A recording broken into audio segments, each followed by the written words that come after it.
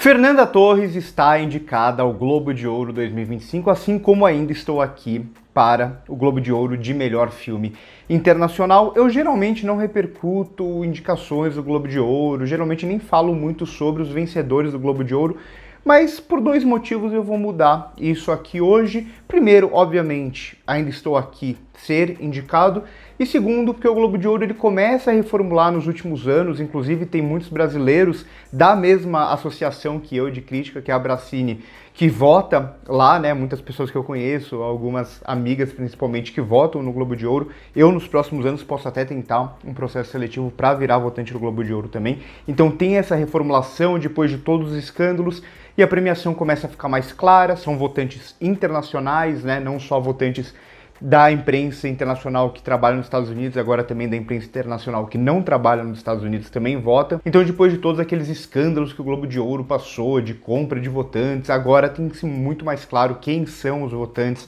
aumenta-se o número de votantes e por isso a gente começa a ver algumas mudanças, apesar de algumas escolhas aqui também me soarem bastante conservadoras. Vamos passar um pouco pela análise da maioria aqui das categorias, não vou exatamente falar de todas as categorias, mas mais para pensar o que o Globo de Ouro aqui representa também pensando no Oscar, que é essa finalização da temporada de premiações. O quanto um filme indicado ao Globo de Ouro ele vai ser indicado ao Oscar. Eu sempre deixei muito claro que o Globo de Ouro não compartilha votantes com o Oscar, então quem vota aqui não vota lá. Altera alguma coisa no filme?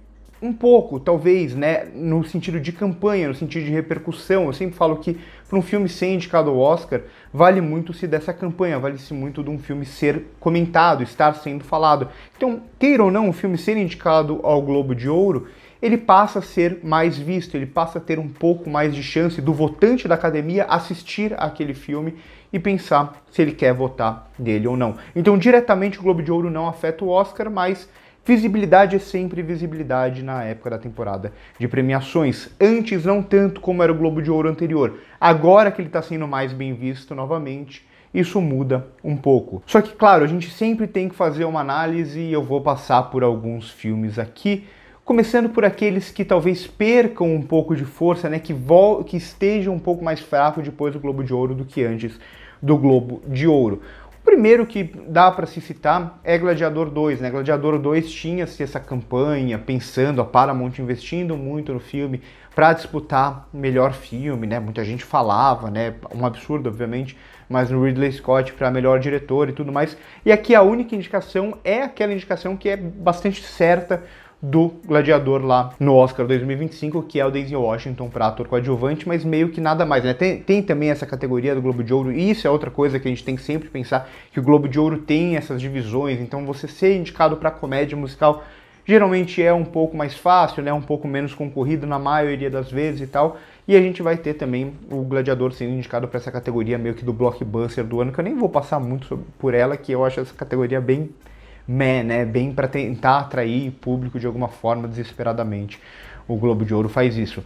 Outro filme que sai bastante enfraquecido aqui é Sing Sing, um filme que a A24 depositou suas fichas em O Brutalista, que deu muito certo. Então a gente tem esses principais candidatos, Brutalista, a Nora, Conclave mesmo mostrando bastante força aqui, e Emília Pérez, né, sobretudo esses quatro principais candidatos, eles vão confirmar que até às vezes conseguia, eu vou passar por uma ou outra, conseguia até mais indicações do que se esperava. Mas Sing Sing, ele é esse filme que acaba ficando secundário, apesar de ser muito cotado, e já vinha sendo muito cotado, mas ele acaba ficando muito secundário nas escolhas da A24, na campanha da A24, apesar de ser um filme com campanha.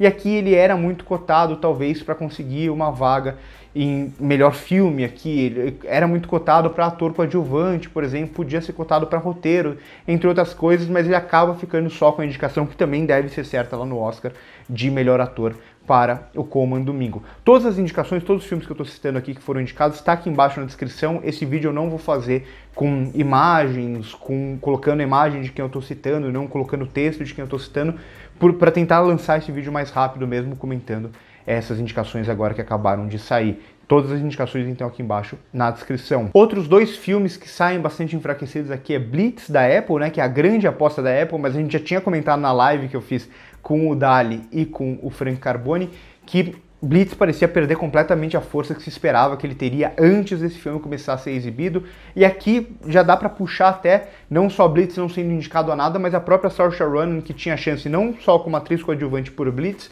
mas também como atriz principal por The Outrun, que as categorias são divididas, então ela teria uma chance para melhor atriz aqui de drama por The Outrun, e ela também não consegue essa indicação, né? Então ela meio que tinha chance por 2 filmes, não é indicada por nenhum dos 2. O outro filme também é Piano de Família, não é aposta mais da Netflix, foi um filme que vem perdendo força há muito tempo, mas se esperava pelo menos a Danielle Deadwyler para atriz coadjuvante, que ela é super cotada, com as categorias divididas, talvez o John David Washington tendo alguma chance em melhor ator. Não acontece, pessoalmente acho o filme muito fraco. A gente pode pensar em Hard Truths, que está se falando muito da Marianne Jean-Baptiste para melhor atriz.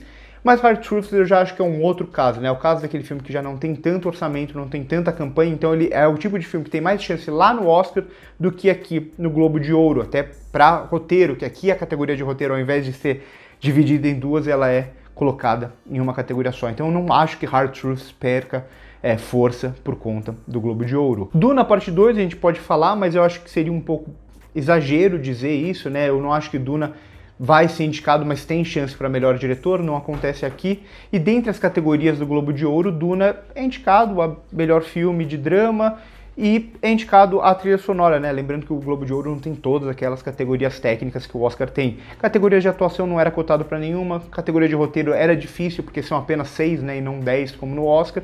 Então eu não acho que Duna sai tão enfraquecido, mas mostra que Duna tá abaixo desses 4 filmes que eu falei, tá abaixo talvez de Wicked também, né? Que o Wicked, tudo bem, não é indicado a direção aqui, era a briga talvez do John Chu com o Edward Berger pro Conclave, mas é indicado a melhor atriz de comédia musical, é indicado a melhor atriz coadjuvante, é indicado a melhor comédia ou musical, então o Wicked consegue essas suas indicações que mostram alguma força, ainda que esteja na categoria de comédia musical, que é menos disputado, como a gente vê, por exemplo, rivais conseguindo indicações que provavelmente, infelizmente, não vai conseguir lá no Oscar. E outros 2 filmes, e por isso que eu falo que a categoria de melhor filme ela é bastante conservadora aqui, é Nickel Boys e September 5 ser indicado a melhor filme de drama. São 2 filmes que não aparecem em mais nada. Nickel Boys eu acho que sai até um pouco enfraquecido aqui, porque ele era cotado para roteiro, ele era cotado para atriz coadjuvante, não é indicado a basicamente nada, só indicado a melhor filme de drama. Então, para mim, a escolha de melhor filme de drama aqui é bem conservadora, diferente do que foi ano passado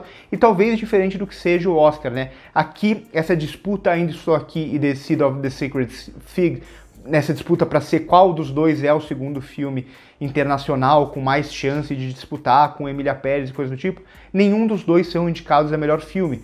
Dos dois, o único que tem uma indicação fora da categoria de filme internacional é a Fernanda Torres, por Ainda Estou Aqui, para melhor atriz de drama, o que já era bem esperado aqui no Globo de Ouro, justamente pelo que eu disse, tem essa divisão de categorias, então ela é um dos 10 nomes mais fortes, tem uma ala aqui, né, obviamente, internacional que daria muita força para ela e ela acaba conseguindo essa indicação, que é muito importante para a continuação da campanha dela, ainda que a Tilda Swinton também seja indicado. O que isso quer dizer? As 2 são da Sony, a Sony faz campanha para as 2 e a Sony nas últimas semanas tem focado um pouco mais na Tilda Swinton do que na Fernanda Torres. Vamos ver como essas campanhas se desenvolvem nos próximos dias, nas próximas semanas. Já os filmes que saem fortalecidos aqui, no sentido de saírem mais fortalecidos do que se esperava, a gente pode até pensar em A Real Pen, mas mais uma vez, A Real Pen tá nesse lance de comédia ou musical e acaba conseguindo indicações que são até bastante esperadas em algum sentido. Mas um filme que sai bastante fortalecido aqui é A Substância. Não vou falar do filme indiano, né? Tudo que imaginamos como luz, que a capa dia é indicada a melhor direção. Aqui a gente tem 2 diretoras, isso não deve se repetir no Oscar, e ele não é o indicado indiano para o Oscar 2025. Então ele não é um concorrente de Ainda Estou Aqui, né? O filme indiano vai roubar indicações, vai roubar a indicação de Ainda Estou Aqui. Não é o caso, porque ele não está elegível para filme internacional, ele não é a escolha da Índia, e por isso mesmo eu acho que a Capa Dia tem quase nenhuma chance de ser indicada a melhor direção lá no Oscar. Já a Substância, eu acho que a Farge tem boas chances de ser indicada. Então a gente tem a Demi Moore aqui sendo indicada, que tudo bem, comédia ou musical, um pouco mais tranquilo, era esperado que ela fosse indicada. Mas a gente tem a Margaret Qualley, que vem crescendo bastante para atriz coadjuvante, lembrando que para ator e atriz coadjuvante não tem divisão, então é drama e comédia e musical, tudo junto, mas principalmente a indicação da Coralie Farge para melhor diretora.